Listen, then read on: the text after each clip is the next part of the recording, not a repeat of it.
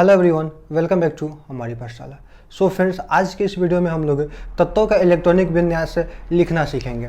आइए हम लोग देखते हैं कैसे किसी भी तत्व का इलेक्ट्रॉनिक विन्यास लिख सकते हैं। अगर हम बात करते हैं कक्षा के लिए तो कक्षा होता है, पहला में लिखेंगे 1s, दूसरा कक्षा 2s 2p। अगर हम बात करते हैं तीसरा कक्षा तो 3s 3p और 3d। अगर हम बात करते हैं चौथा के लिए तो 4s 4p 4d और 4f। अगर हम इसी तरह बात करते हैं पाँचवीं कक्षा के लिए तो पाँचवीं कक्षा में हो जाएगा 5s 5p 5d और 5f। अगर हम बात करते हैं छठा के लिए तो 6x 6p 6d और 6f। अगर हम बात करते हैं सातवें के लिए तो 7s 7p 7d और 7f। अब इसी के माध्यम से हम लोग किसी भी तत्व का इलेक्ट्रॉनिक विन्यास लिख सकते हैं। अब कहिए कैसे? तो सबसे पहले अगर हम बात करते हैं इलेक्ट्रॉनिक विन्यास, तो इलेक्ट्रॉनिक विन्यास को लिखने का दो तरीका है, दो मेथड है जिसके सहायता से हम लोग इलेक्ट्रॉनिक विन्यास लिख सकते हैं। एक सबसे पहला है कि अकॉर्डिंग टू सेल और दूसरा है अकॉर्डिंग टू सब सेल, यानी एक कक्षा के आधार पे, दूसरा है उप कक्षा के आधार पे। तो आज के इस वीडियो में हम लोग उप कक्षा के आधार पे बात करते हैं। अगर इसे लिखना है तो ये पूरा मेथड याद होना चाहिए, बस इसी के सहायता से हम लोग लिख सकते हैं। तो इसे लिखेंगे कैसे, तो याद रखिएगा। सबसे पहले अगर हम बात करते हैं तो एस के लिए बात करेंगे। सबसे पहला क्या चलेगा 1s, फिर उसको हम लोग क्रॉस काटते चलेंगे 2s, इस तरह से काटते चलते, और इसी के आधार पे हम लोग पूरा का पूरा इलेक्ट्रॉनिक विन्यास को क्लियर करेंगे।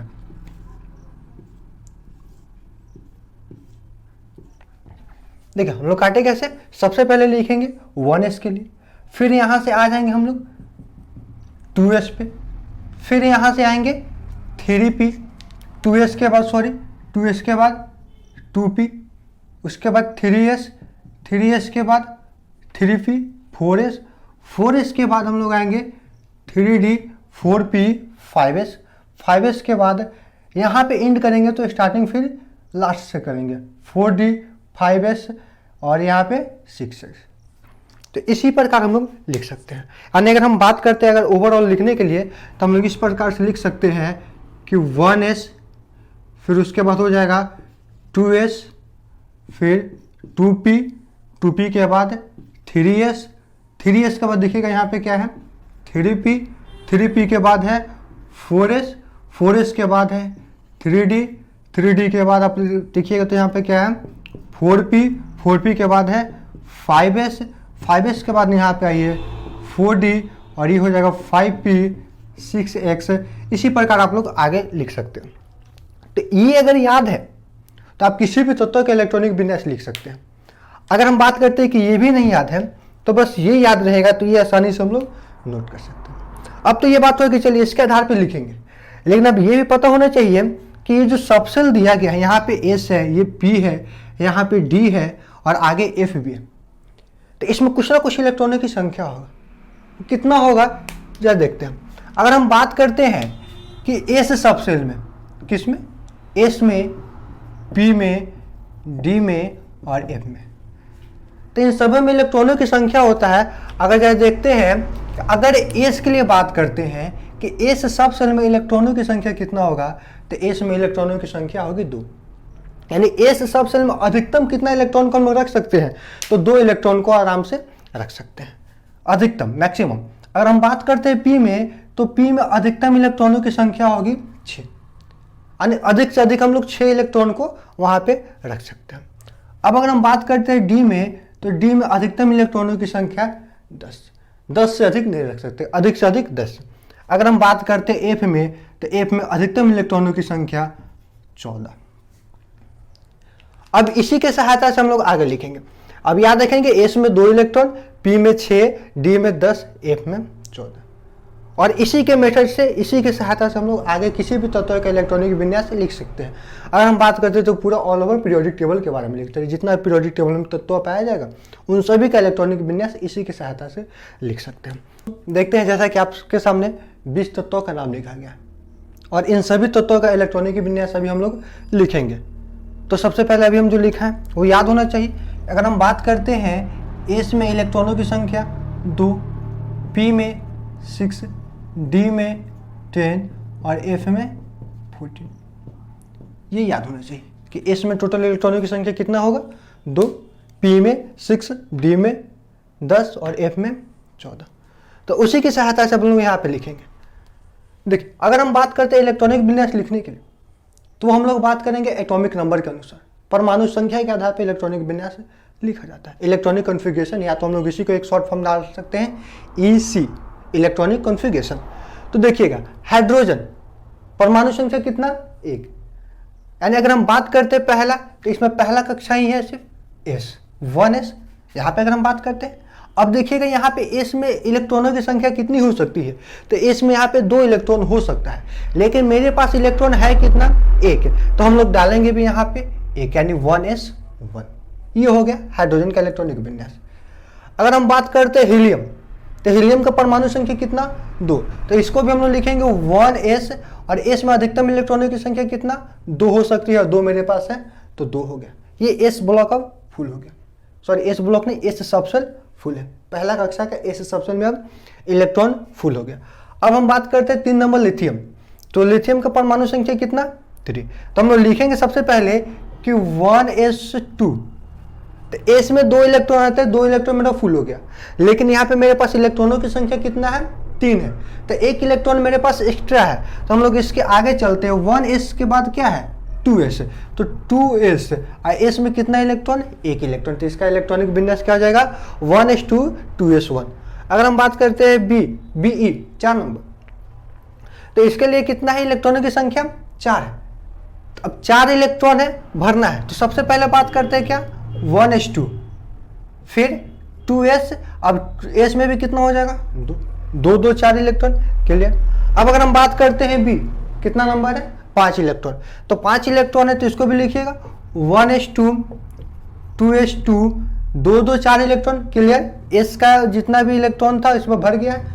अब अगर हम बात करते हैं 2s जब मेरा फुल हो गया तो हम किस पे आएंगे 2p पे, 2p। अब p में अधिकतम इलेक्ट्रॉनों की संख्या कितनी हो सकती है, तो देखिएगा यहाँ पे p में अधिकतम इलेक्ट्रॉनों की संख्या कितनी 6। अब मेरे पास कितना इलेक्ट्रॉन बचा हुआ है 1 इलेक्ट्रॉन, तो 1 इलेक्ट्रॉन यहाँ पे डाल देंगे। अब अगर हम बात करते हैं C यानी कार्बन, कितने नंबर पे 6 नंबर पे, तो क्या लिखेंगे 1s2 2s2, अब 2p। अब p में कितना इलेक्ट्रॉन जाएगा, तो जितना इधर फुल हो गया, फुल होने के बाद जितना भी बचेगा वो अगले में जाएगा, तो 2 और 2 4, क्लियर, यानी यहाँ पे कितना 2। यानी अगर बात करते हैं कार्बन के इलेक्ट्रॉनिक विन्यास क्या हो जाएगा 1s2 2s2 2p 2। अब अगर हम बात करते हैं नाइट्रोजन, परमाणु संख्या 7, तो इसका क्या होगा 1s2 2s2 2p3। ऐड कीजिएगा 2 2 4 3 7, नाइट्रोजन में 7 इलेक्ट्रॉन, क्लियर। अब हम बात करते हैं ऑक्सीजन के लिए, तो ऑक्सीजन में कितना हो जाएगा 8 इलेक्ट्रॉन है, तो क्या लिखेंगे 1s2 2s2 2p4। देखिएगा ऐड करके देखिएगा आपका 8 इलेक्ट्रॉन क्लियर होगा।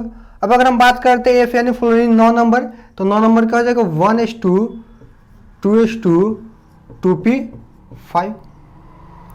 इसी प्रकार हम लोग बात करते हैं सिमिलर लिखे नियॉन 10 नंबर, तो क्या होगा 1s2 2s2 2p6। देखिएगा ऐड कीजिएगा 10 पूरेगा, S में 2 इलेक्ट्रॉन है, इस S में भी 2 इलेक्ट्रॉन है, P में 6 इलेक्ट्रॉन है, यानी पूरा फुल हो गया। अब हम बात करते हैं 11 नंबर सोडियम, तो सोडियम में कितना इलेक्ट्रॉनों की संख्या है 11, तो इसको हम लोग कैसे लिखेंगे, तो सबसे पहले तो मेरे पास होगा पहला कक्षा 1s2 2s2 2p6, यहाँ तक तो मेरा पूरा फुल है। P तक में मेरा इलेक्ट्रॉन 6 रहता है, 6 इलेक्ट्रॉन मेरा पूरा भरा हुआ है।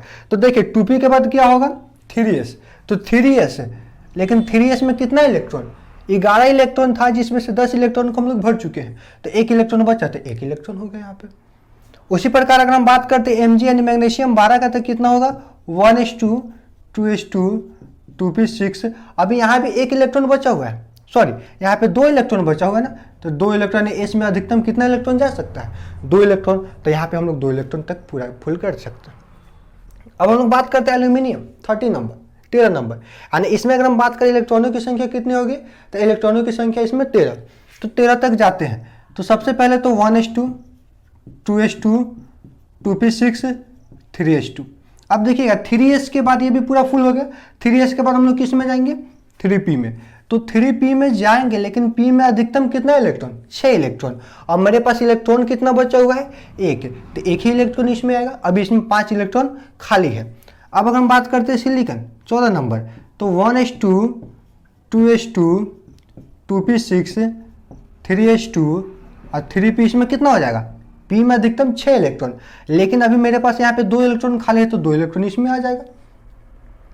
क्लियर है यहाँ तक सिलिकॉन। अब हम बात करते हैं फास्फोरस। फास्फोरस कितना नंबर, 15 नंबर। तो जरा देखिएगा इसको कैसे लिखेंगे, 1s2 2s2 2p6 3s2 और 3p, क्योंकि p में 3 इलेक्ट्रॉन अभी मेरा खाली था, तो 3 इलेक्ट्रॉन इसमें चला गया। अब अगर हम बात करते हैं 16 नंबर का, तो क्या होगा, 1s2 2s2 2p6 3s2 और 3p4। ये p में इलेक्ट्रॉन कब तक भरेगा, जब तक कि p का पूरा जितने इलेक्ट्रॉन की क्षमता है, जब तक इसमें पूरा फुल ना हो जाए इलेक्ट्रॉन, तब तक p को हम लोग बढ़ाते चलेंगे। तो अधिकतम कितना जा सकता है, 6 जा सकता है, तो हम लोग यहाँ पे 6 तक जाएंगे। तो उसके बाद देखते हैं क्लोरीन 17 नंबर, तो 1s2 2s2 2p6 3s2 और 3p5। अभी भी 1 इलेक्ट्रॉन खाली है मेरे पास p में। अब सबको ऐड कीजिए, 17 बनेगा, 2 2 4 6 10 2 12 5 17। क्लियर। अब हम बात करते हैं 18 नंबर आर्गन, क्या होगा, 1s2 2s2 2p6 3s2 और 3p6। अब देखिएगा p में 6 इलेक्ट्रॉन मेरा फुल हो गया, भर गया। अब इसमें एक भी इलेक्ट्रॉन अब खाली नहीं है, तो हम लोग अगले कक्षा में चलेंगे। अब अगले उप कक्षा में चलेंगे, 1s2 2s2 2p6 3s2 और 3p6 तो हो गए। अभी काउंट कीजिएगा तो आपका कितना बनेगा, 18 तक हो गया। लेकिन यहाँ पे मेरे पास टोटल इलेक्ट्रॉनों की संख्या कितना है, 19 या 19 इलेक्ट्रॉन है। तो हम लोग 3p में आ गए, तो 3p के बाद किस में आएंगे, 4s में आएंगे। तो 4s का देखिएगा, तो क्या लिखेंगे यहाँ पे, 4s1। ये अगर हम यहाँ पे, ये अलग है, 4s1 1 इलेक्ट्रॉन।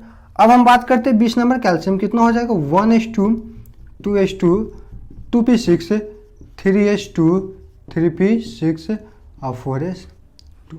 तो इस प्रकार अभी हम लोग 20 तत्वों का इलेक्ट्रॉनिक विन्यास लिख लें। इसी प्रकार आगे भी हम लोग लिख सकते हैं।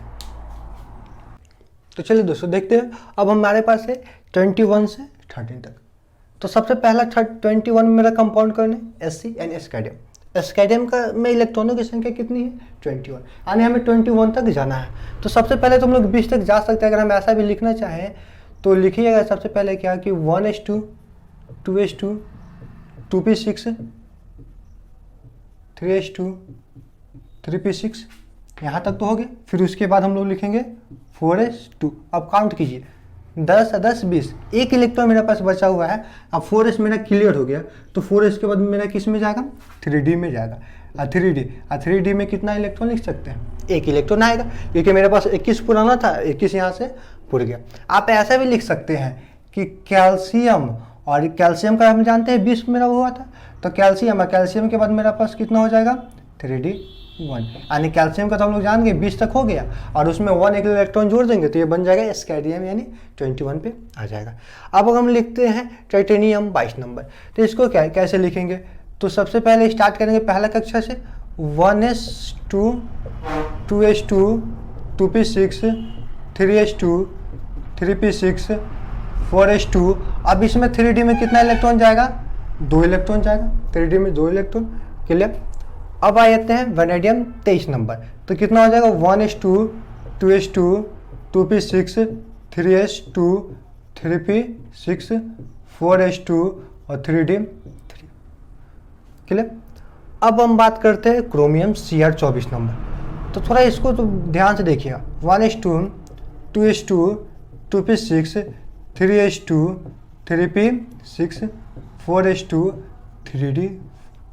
अगर हम लोग लिखना चाहें तो इसी प्रकार लिखेंगे, लेकिन ऐसा अगर आप लोग लिखते हैं तो ये हो जाएगा गलत। इसमें आप लोग ऐसा नहीं लिख सकते।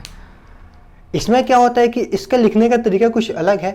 इसे हम लोग क्या करते हैं कि सबसे पहले इससे जो अंतिम से जो पहले वाला कक्षा हो, जो सबसे लास्ट वाला कक्षा, तो यहाँ पे 4 है, चौथा कक्षा है, तो चौथा कक्षा से पहले वाला कक्षा यानी कौन सा कक्षा, तीसरा कक्षा, सबसे पहले इसमें होगा क्या कि पहले तीसरी कक्षा में इलेक्ट्रॉन पहले पूरा फिल होगा, पूरा भरेगा, और उसके बाद अगर वहाँ से बचता है तब फिर आएगा चौथा कक्षा में। यानी अगर हम इसको लिखना चाहें तो इसको हम इस प्रकार से लिखेंगे 1s2 2s2 2p6 3s2 3p6 3p6 तक तो है। अब इसमें पहले क्या करेंगे 3d, क्योंकि चौथा कक्षा से पहले ये आता है, तो चौथा कक्षा से पहले जब ये आ गया तो पहले इसको पूरा फुल करेंगे। तो फुल करेंगे तो पहले इसमें ना डालकर डालेंगे 3d में, यानी हम यहाँ पे लिख सकते हैं 4s0, यानी अंतिम कक्षा में एक भी इलेक्ट्रॉन नहीं है, लेकिन यहाँ पे डाल देंगे 6 इलेक्ट्रॉन। अब ये होगा आपका सही। तो एक एक्सेप्शन के तौर पे है, तो इस रूल को याद रखिएगा। क्रोमियम 24 नंबर, सबसे पहले क्या करेंगे अंतिम कक्षा से पहले वाला कक्षा में इलेक्ट्रॉन को भर देंगे, वो इसका एक्सेप्शन पे लिखा जाता है। तब हम बात करते हैं 25 मैग्नीज। तो मैग्नीज में कैसे लिखाएंगे, सेम उसी प्रकार जो पहले रूल पे काम कर रहे थे, सेम इसी रूल पे आगे भी हम लोग काम करेंगे। 1s2 2s2 2p6 3s2 3p6 4s2 और 3d5। 26 पे 26 आएगा आयरन यानी लोहा के लिए। तो इसका कैसे लिखेंगे अगर हम बात करते हैं तो 1s2 2s2 2p6 3s2 3p6 4s2। अब देखिएगा अगर हम बात करते हैं यहाँ तक तो कितने इलेक्ट्रॉन मेरा पूरे गया 10 इलेक्ट्रॉन। अब अगर हम बात करते हैं डी में, तो डी में अधिकतम इलेक्ट्रॉनों की संख्या कितनी होगी 10। यहाँ तक मेरा 5 पूरे गया था, इसमें कितना हो जाएगा 6। अगर हम बात करते हैं CO यानी 27 नंबर पे कोबाल्ट, तो कितना हो जाएगा 1s2 2s2 2p6 3s2 3p6 4s2 3d7, ये 27 नंबर का हो जाएगा कोबाल्ट का। उसी प्रकार हम लोग निकल का लिख सकते हैं 28 नंबर क्या हो जाएगा 1s2 2s2 2p6 3s2 3p6 4s2 3d8। अब आया 29 कॉपर और 30 नंबर है जिंक। तो कॉपर के लिए सेम यही रूल काम करेगा, इन दोनों पे स्टार लगा लीजिएगा, क्योंकि ये दोनों जो है एक्सेप्शन में आता है, अबाव सिद्धांत के अपवाद में आता है। इसमें भी वही रूल काम करेगा कि सबसे पहले अंतिम कक्षा से पहले वाला जो भी कक्षा उसमें इलेक्ट्रॉन को भरेंगे, उसके बाद अंतिम में जाएंगे। तो अगर हम बात करते हैं सिंपल रूल पे, तो इसका कैसे लिखाएगा 1s2 2s2 2p6 3s2 3p6 4s2 3d9। हम लोग इस प्रकार लिखेंगे, लेकिन जैसे ही आप लोग इस प्रकार लिखेंगे तो ये हो जाएगा आपका गलत।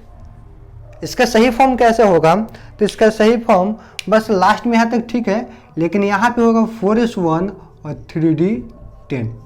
यहाँ तक तो सेम लिखाएगा है, लेकिन लास्ट में क्या हो जाएगा 4s1 और 3d10। ये हो जाएगा कॉपर का इलेक्ट्रॉनिक कॉन्फ़िगरेशन।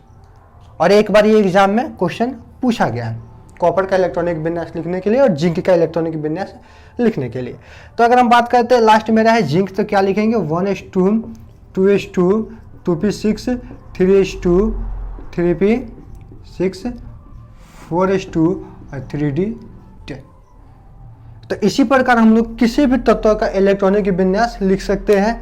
बस ये आपको रूल याद होना चाहिए, और बस शर्त ये भी याद होना चाहिए कि कौन से सब सेल में कितना इलेक्ट्रॉन होता है। तो एस में 2, पी में 6, डी में 10 और एफ में 14। सो फ्रेंड्स आज के लिए बस इतना ही, मिलते हैं अगले क्लास में, तब तक के लिए टेक केयर, बाय बाय।